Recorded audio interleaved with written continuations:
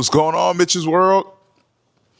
You could be anywhere in the world, but you're here with me. And for that, I'm forever grateful. I always feel like leaning back is just one of those things. I don't want to get too comfortable. It's not that I don't want to get too comfortable, but it's just like, I feel like I'm talking, I'm hosting something. So it's like, say if you went to like a panel or something like that and you see like the nigga laying back, you're like, what bag is this nigga? He's way too comfortable. He's not serious about his situation. So I'm indeed serious about my situation. First off, happy Mother's Day to the mothers that are watching this and the mothers that will watch this in the future. This is a Mother's Day edition episode, I guess. I don't know. We'll figure it out. Let's get into the fit real quick. Yeah. Let's see what y'all can see. I got to keep... Okay, yeah. Nothing crazy at all. Just a little, you know what I'm saying? It's that time of the year. I was gonna throw on a belt, but like I'm not crazy about belts at this season in my life. You know, I gotta let a button down. I'm out of church now. I could, you know what I mean? But yeah, got the slacks on, got the loafs. It gotta have the loafs. I was gonna wear my Sambas with this, but I decided on the loafs. So yeah. Hold on, let me get back situated.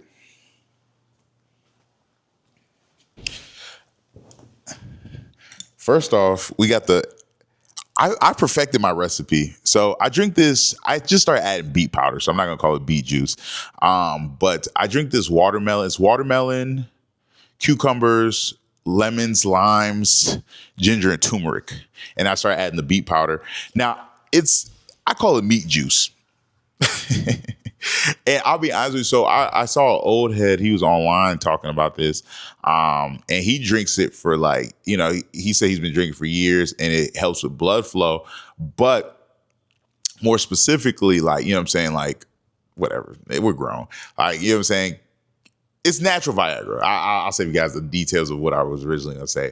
But like, it's natural Viagra. And I don't take it for that reason. Not a problem. You know what I'm saying? Knock on wood. You know what I'm saying? Like, you know what? I'll be honest with you.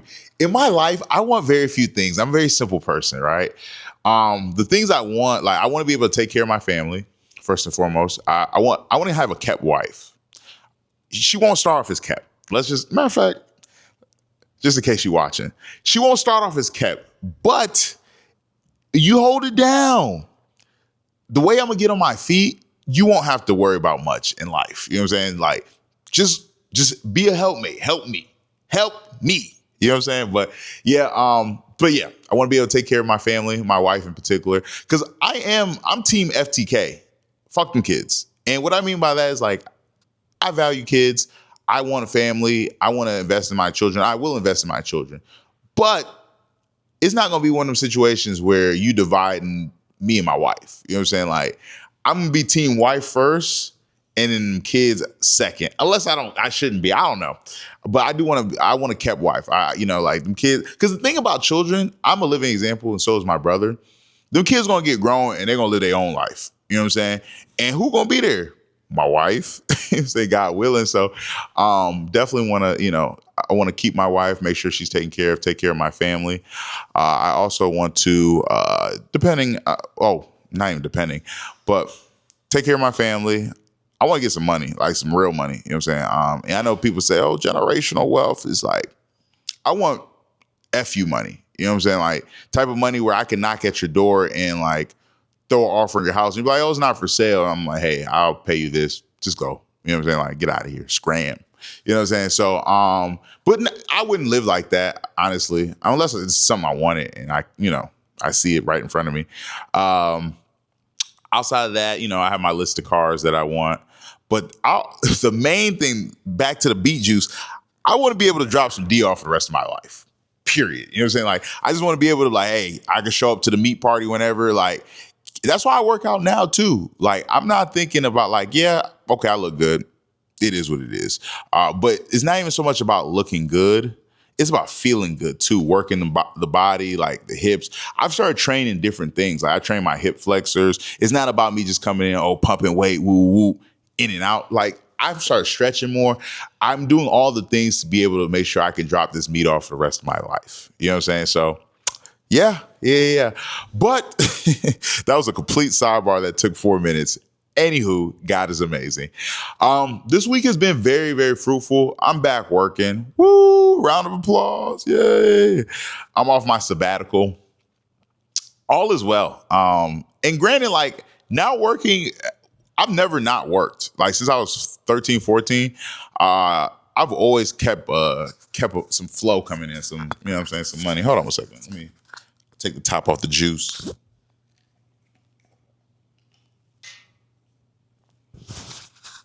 If y'all want, I'm gonna put the recipe for. We're gonna call this Mitch's meat juice. Is recipe in the bio. It's good too. It's really good. I think it's the beet powder, and I started putting some. I've been putting honey in it, but I went to the farmer's market and I got some. What is it? Agave nectar. Start putting in that. That's a game changer because it adds a certain sweetness. And I think watermelons they're in season right now. So like I get a seeded watermelon from the farmer's market. And I think the melon I got today or yesterday, well, I got on Friday, just sweet, good melon. And I'm not even like a melon type of guy as far as like eating watermelon because I don't like the texture, but at the same time, it's just one of those things. But yeah. What was that? Oh, this week, Monday through Friday, I worked. I feel like I missed something. What did I do Monday? Monday was a more chill day at work, but I still work. And like when I work, I'm not doing I don't believe in these 8-hour days because I'm not productive for 8 straight hours. That's unrealistic. I think that's why people be so laissez-faire. I do work blocks, and I do believe the work blocks are effective. I do 3 at the most, a 4-hour work block, and then I take a break. I've started incorporating lunch break workouts, which I'm here for it. You got to, you know what I'm saying? It's refreshing. I'm advertising the meat juice, but yeah, I started doing lunchtime workouts, and because I'm in the space where I do my work too. So I'll work from 10 to 2. I'll hit a Martha or a walk. For you guys that have not followed me, I call walks Marthas because the inside is like Martha Stewart, white woman walking, just word association. So, but yeah, so I do that. I'll either do a walk or the days where I don't go lift in the morning, I will go lift because there's a gym upstairs.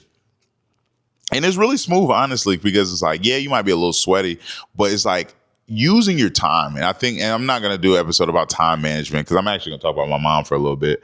I just got off the phone with her. Shout out my baby Liz, even though she doesn't watch these. And like, I'm going to sit her down and get her to watch them. But like, in my old head's defense, she don't be on YouTube. Well, she do be on YouTube, but she's looking for more music. She could look up her son too, but that's neither here or there. But it was a standard week. Friday is when the things got like interesting. Not even interesting, just got out the norm of workout, go home, woo. Friday, the boy Kurt came in. Shout out to my man Kurt. I saw him today.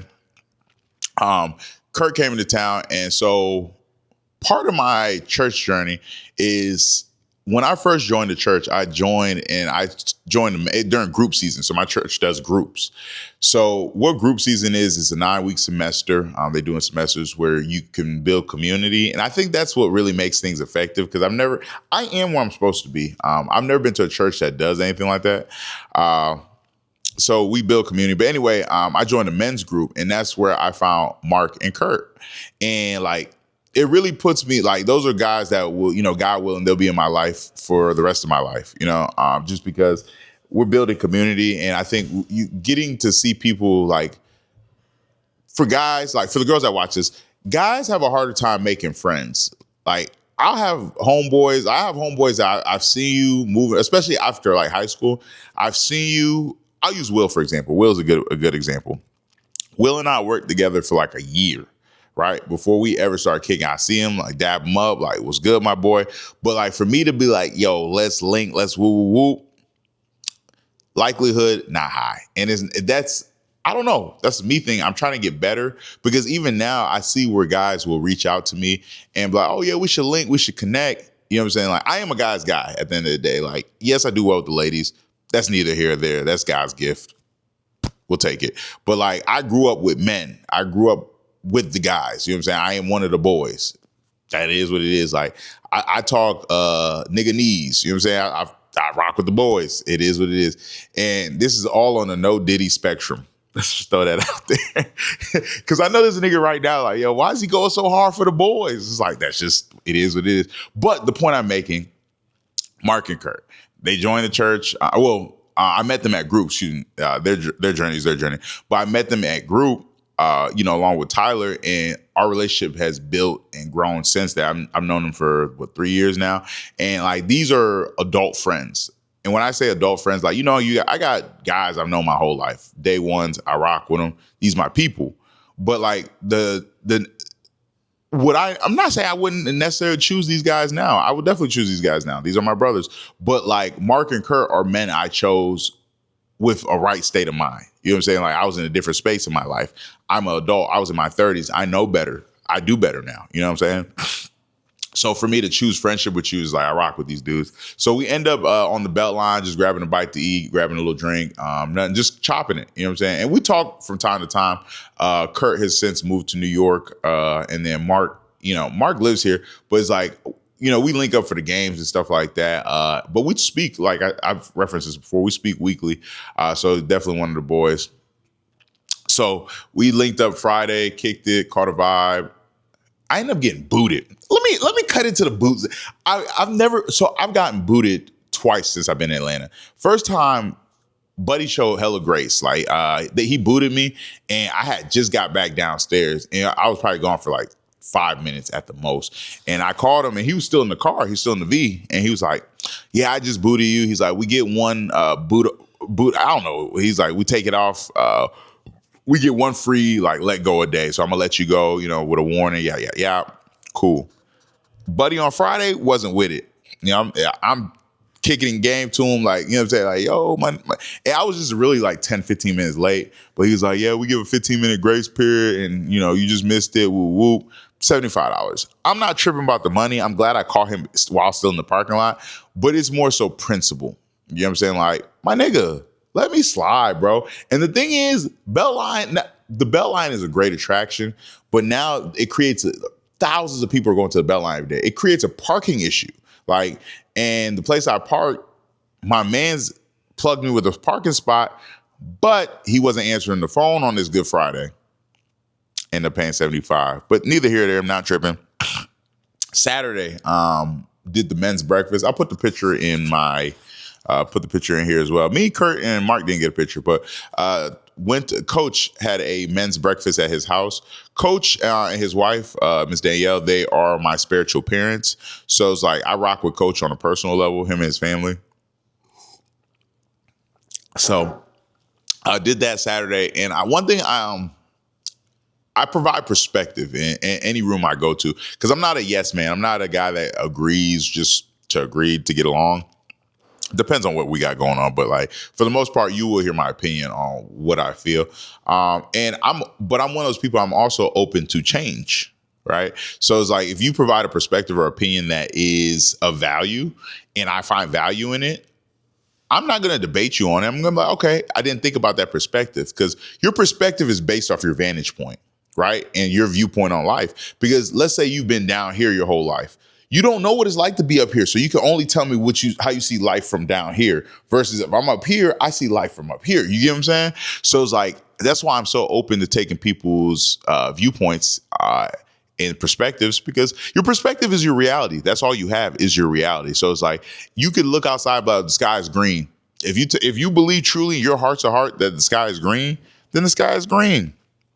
So anyway, that was Saturday morning, and then Saturday night or evening, they had a cookout. Sapphire and Nate, a couple other people from church. And I know you guys are like watching this, especially like my non-church friends, like, yo, this nigga's always at church. I am a nigga that goes to church. I'm not a church nigga, if that makes sense. There's a huge difference. Like, I am a nigga that goes to church. I will tell you, no, I'm not coming. I'm the type to bring some eddies to the function. It is what it is. Like, God's working on me. It's not like, and I'm authentically me anywhere I go. That's why I name my channel Mitch's World, because I live in my own world. And someone told me this before, and I see it more now than ever, is like, I'm so in my own world. Sometimes it comes across as being selfish, but I don't identify as a selfish person because I will do for you. Now, I am mindful of how and who I go out my way for at this point in my life, because I am in a selfish period in my life right now. So it's like, it has 1 + 1 has to equal 2. You know what I'm saying? Like, I have to feel it. I have to want to do it. I have to but at the same time, if I rock with you hard enough, I will go out my way. You know what I'm saying? So, but that was yesterday. Today was Mother's Day. Just went to church. Like I said, I'm serving at One Stop. My impact is being felt at the One Stop already. I don't think Denisha watches these, but one person I actually like Denisha a lot. I think she's a really dope person. She's my One Stop leader. And the more you get to know people, like, that's one thing I'm very mindful of, is getting to know people past the surface level. Sometimes it's good and bad. I think you create a certain level of intimacy with certain people. Especially, I'm more mindful now. I don't do it with women that I know like me, or women that I could tell are attracted to me, because I feel like it creates this, like, I feel like the word parasocial is, and this is kind of misusing it, but I feel like it does create a parasocial relationship with people, where it's like, they do know me in real life, but it's like, I know you. And I don't think parasocial is a word. I'm going to actually look up what I'm trying to say, but I feel like it creates a relationship with people that is not realistic, because, like, I think from your perspective, you look at me a certain type of way. You're like, oh, okay, attractive man. He checks a lot of boxes. Like, this is great. You know what I'm saying? And you play a role based off of the role you want me to play in your life. You know what I'm saying? Instead of just showing up authentically as my friend. So, yeah. But back to Denisha. My impact is being felt at One Stop already, because I'm telling her, first off, we're in the cut. We're here with this small ass line. Shit is not shaking. Since I've been there for weeks, I think I've seen like 2 or 3 people come up. We're quote unquote serving, but it's not an impactful serve. And anything I do, I want to add value to it. Like, I'm not one of those people that's just going to be around just to be around. Like, if I'm not adding value, I'm taking value away. Excuse me. If I don't add value, I can't take value away because I didn't put it there. So it's like, it's one of those things. I'm trying to add value. So yeah, went to church. That's been my week. Let's talk about my mom. Let's talk about my baby. I got a few minutes. I'm not gonna wrap y'all up. I'm not gonna take too long. But first off, shout out to my mom, Elizabeth Barkon. I appreciate you. I genuinely appreciate you. And I'm not going to get emotional doing this, because I don't know. I'm not.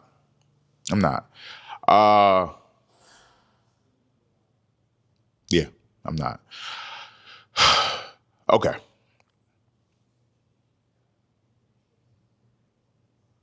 See, and this is the shit I'm talking about right here, because, like, this is a setup by y'all, not even by y'all, but like, and I have to deflect to keep it. A lot of times, I'm one of those people, like, you'll not even deflect, but like, I laugh, I joke all the time, because the other side of it is very serious. Like, I'm still learning who I am as an emotional being, because it's something I've suppressed for such a long time. So it's like, I've gotten soft over the years, like, but I think that came with awareness, because it's like, oh, there's a whole nother world over here. So like, I will get like emotional about things that are like near and dear to me. You know what I'm saying? And at the top of that list is my mom. You know what I'm saying?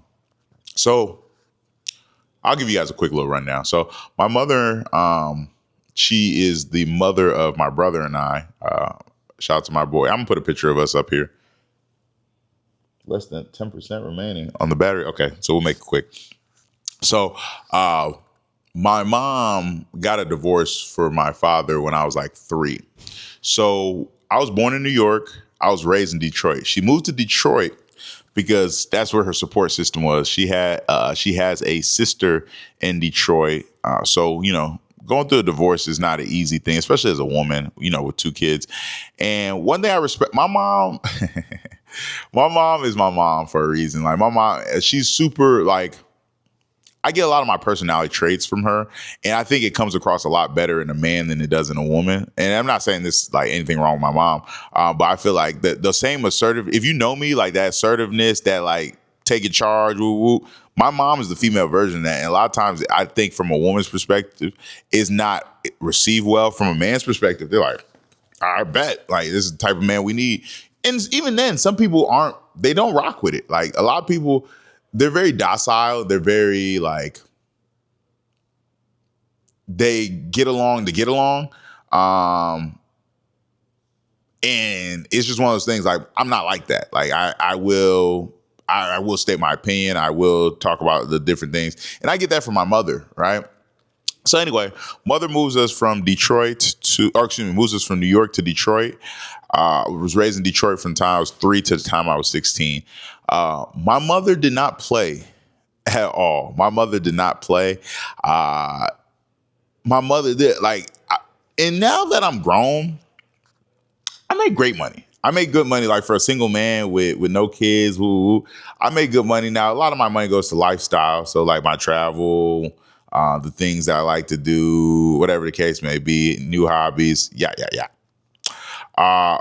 So the fact that my mom was able to provide such a lifestyle, like I never felt like we didn't have. You know what I'm saying? And granted, things were cheaper then, but my mom, we had bikes, and back in the day, having your bike was like your car. You know what I'm saying? And we had nice bikes. Like we used to have the trick bikes. That's when you used to put the pegs on them, all the good stuff. Got the tennis ball on the wheel, whatever you want. That was your car. So my mom, we always had nice clothes, stuff like that. But my mom, I realized, I think I was like 12, 13. I realized I was getting into a space where I'm getting older, and my mom was going to provide the necessities. But like that having money in your pocket, you know what I'm saying? Like making sure you could bop around, do what you want to do. Two things motivated me to go get some money. A, realizing like, hey, I like having money in my pocket. And then B, like my mom would cook. So we would eat all the time. But it's like she's not making a whole bunch of varieties. Like we might be eating spaghetti for a week. You know what I'm saying? And she would always say, if you want something else, you go buy it. So I went and got some money. You know what I'm saying? So just one of those things. But my mom did a really good job raising my brother and I. A really, really good job. I think we're both successful in our own right. I think we both know and have a relationship with God. I feel like she instills certain values. We're good people in the grand scheme. And it's not me tooting my own horn. I think my brother's a little bit better than I am. Never mind. Yeah, that's a different story for a different episode. But I think my mom, she did a really, really good job with us, but she made a lot of sacrifices to make that happen. One thing I know for sure, she made a lot of sacrifices to make that happen. And she'll tell you, if she's sitting right next to me, she would say raising your brother and yourself were the hardest things that she did in her life. You know what I'm saying? And it's like, I just want to publicly tell you thank you. Thank you for everything that you do, everything that you've done for me. Yeah, everything. Without because the more I talk, the more I just she has a special place in my heart, man. Like she really does, because it's like, it was a choice. It was a choice. You know what I'm saying? If you know me, obviously, I have a father, and we have a relationship, but it's nothing like my mother and I. I would do anything for my mother. If it within my means, if it's not in my means, I'm gonna make it shake, make it happen. Just because she did that. She did it very well. She did it. She wasn't always the most grateful. She ran with an iron fist, but my girl didn't play. You know what I'm saying? She did what she needed to do to make sure we were who we were. She has her ways about her, but there's only one Elizabeth Barkan. She has a very special place in my heart, just for the sacrifices you make. As an adult man, obviously I've never been a woman, but as an adult, I'm not going to say man, as an adult, I see how life can happen. Can you imagine you going through it? You know what I'm saying? I remember I'll tell a quick little story. So I remember, being raised in Detroit. My mom, she got robbed at the ATM. So guy pulled the tool on her. Hey, give me your money before I smoke you, or give me your purse before I smoke you. I remember that. And she came home, told my brother and I, and for weeks, every time me and my brother playing, give me your purse before I smoke you. We just say it and we bust out laughing. And not even realizing one false move, we would be out here with no mother. You know what I'm saying? If she had said, nah, I ain't give you a purse, and woo woo, we could be out here with no dukes. You know what I'm saying? And that's such a traumatic thing. I've never been robbed. You know what I'm saying? That's a traumatic thing to deal with. And then you got two nappy headed niggas in the back seat joking about it. We're just so insensitive. And I think that just comes with being a boy mom. We're just aloof. And I think that's why now, as I get older, I am more aware of my emotional capacity and my emotional health and where I'm at. Because for so long I just wasn't, So yeah. Thank you, mommy. I love you. I appreciate you. I'm gonna make sure you watch this video. If you don't watch anything else, watch this one. It's about you. I'm not gonna go too deep. I'm gonna put some pictures of us together at the end. Me, you, Way, all the good things. But thank you, because I'll be honest with you. I did not know, we took family vacations every year. I've been that's why I travel. Both my brother and I, that's why we travel now so much, because every year she would take us somewhere. I've been to Disney several times. We used to go to Toronto. Best waffle I ever had in my life was out in the 6. And the thing is, we were staying in nice spots too, because this is before Airbnb. So my mom wasn't having us in no rinky-dink spots. You know what I'm saying? When we go to Disney, we're staying at Magic Kingdom. Oh, we staying at Animal Kingdom. Top tier. And the thing is, as an adult, look up a Disney vacation you want to. Shit ain't cheap. You know what I'm saying? And she always just made sure we were straight. Always. We played sports. We did the things, and it's just thank you. I can't thank you enough for the sacrifices you made to raise us. Lord knows you did the best job possible with the resources you had. You are an amazing person, an amazing woman, amazing child of God. And I just want to, like I said, publicly tell you thank you, because you could have did anything else. You could have called out sick like some people we know, but you showed up, you showed out, you made sure you made sure you did the things. And thank you.